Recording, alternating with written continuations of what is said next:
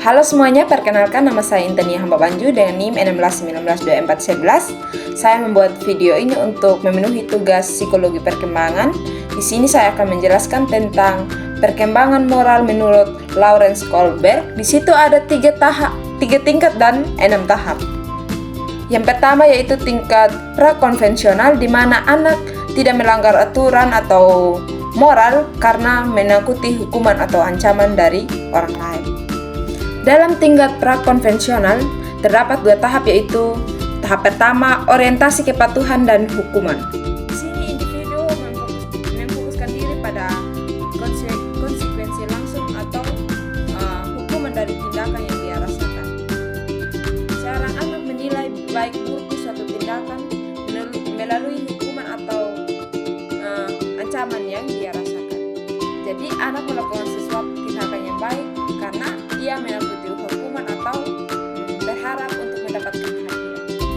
Yang kedua yaitu tahap orientasi minat pribadi. Dalam tahap yang kedua ini, anak membantu orang lain itu karena maksud tertentu atau karena mau dibantu balik.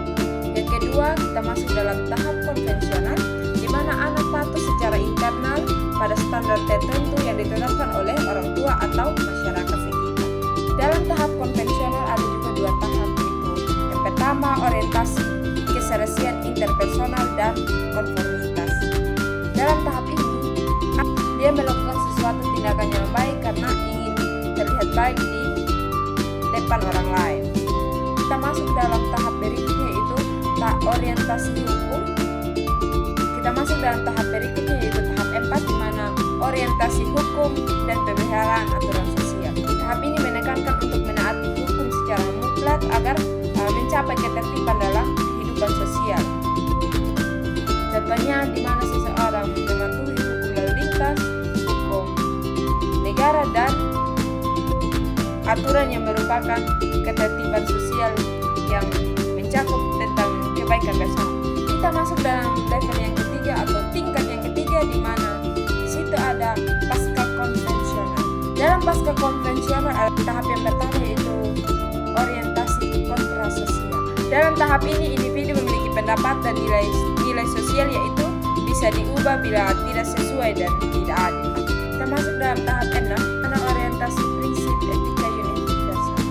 Dalam tahap ini orang bertindak berdasarkan hati nurani dan prinsip moral seperti keadilan kasih dan jujur, berbuat baik meskipun menentang aturan atau risiko pribadi.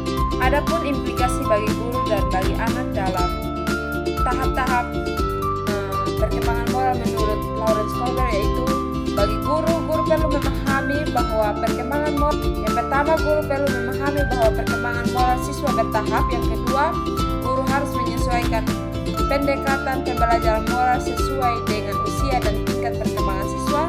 Dan yang ketiga, guru menanamkan disiplin atau aturan belajar dengan jelas. Kemudian bagi siswa belajar menaati aturan bukan karena takut hukuman, tetapi karena makna dan kebaikan di baliknya. Yang kedua, siswa belajar berpikir tentang akibat moral dari